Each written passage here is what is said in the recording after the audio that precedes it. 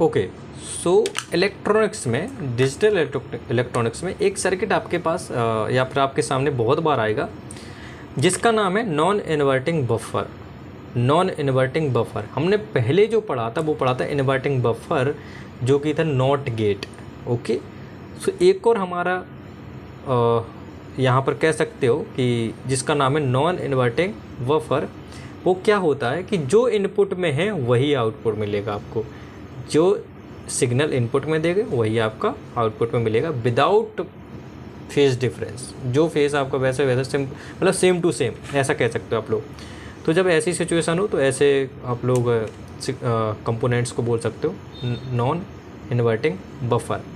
ठीक है, सो यहाँ पर इसकी ट्रुथ टेबल की बात करूँ तो क्या होगा, अगर ए आपका ए इनपुट है और जेड आपका आउटपुट है, सो अगर इनपुट आपका लो है भैया आउटपुट भी लो मिलेगा, इनपुट अगर हाई है तो आउटपुट भी हाई मिलेगा। तो इसका मतलब ये है कि जो phase difference between the input and output क्या होता है वो 0 होता है।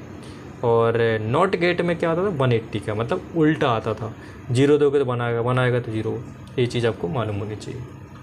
सो नाउ नेक्स्ट, हमने जो बेसिक अब तक हम लोगों ने बेसिक लॉजिक गेट्स कंप्लीट कर लिए थे, नॉट, एंड और नाउ अब हम लोग कवर करते हैं यूनिवर्सल लॉजिक गेट।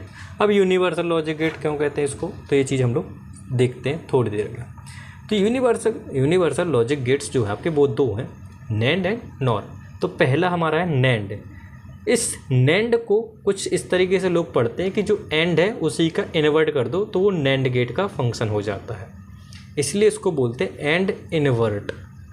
ओके, सो ये हो गया आपका सिंबल। सिंबल में क्या है कि मैंने इस सिंबल को पहले लिखा, एंड इन्वर्ट का मतलब क्या हो गया कि एंड गेट और फिर उसको इन्वर्ट किया बबल से, तो जो जाएगा आपका कंप्लीट नैंड गेट। बट जो सही सिंबल है वो आपका ये है, एंड गेट के जस्ट आगे आपको क्या लगाना है, बबल लगा देना, तो आपका बन जाएगा नैंड गेट।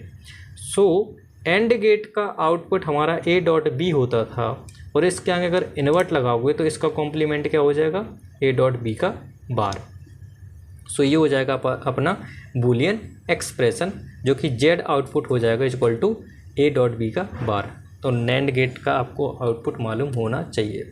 सो नाउ अब हम लोग ट्रुथ टेबल की बात कर लेते हैं।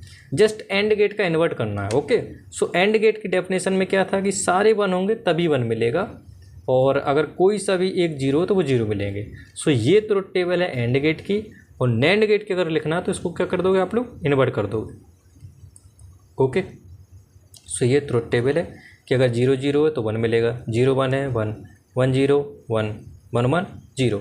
सो ये आपको डेफिनेशन याद रखनी है नैंड गेट के रिगार्डिंग, कि अगर सारे इनपुट्स लो पर हैं तो आउटपुट क्या मिलेगा, लो मिलेगा। अगर सारे इनपुट, सॉरी मैं आई थिंक गलत बोल गया, अगर सारे इनपुट्स हाई पर हैं तभी आपको आउटपुट क्या मिलेगा, लो मिलेगा, अदरवाइज आउटपुट आपको हाई मिलने वाला है। तो ये डेफिनेशन आपको याद रखनी है। मैं रिकॉल करा दे रहा हूँ फिर से। और गेट में बात करते हैं। और गेट में क्या थी यूनिक डेफिनेशन, कि सारे अगर लो पे होंगे तभी हमको लो आउटपुट मिलेगा।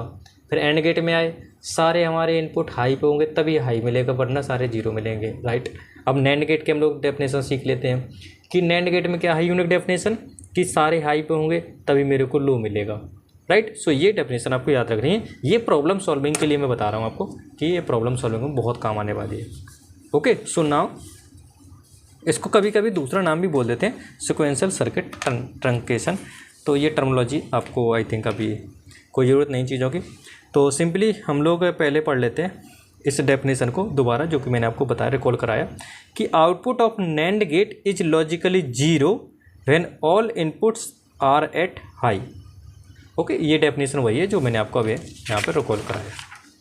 ओके, सो ये गेट हो गया हमारे नैंड गेट। और नैंड गेट का पहला लॉजिक गेट जो है हमारा वो सॉरी यूनिवर्सल लॉजिक गेट का पहला जो गेट था वो आपका नैंड गेट।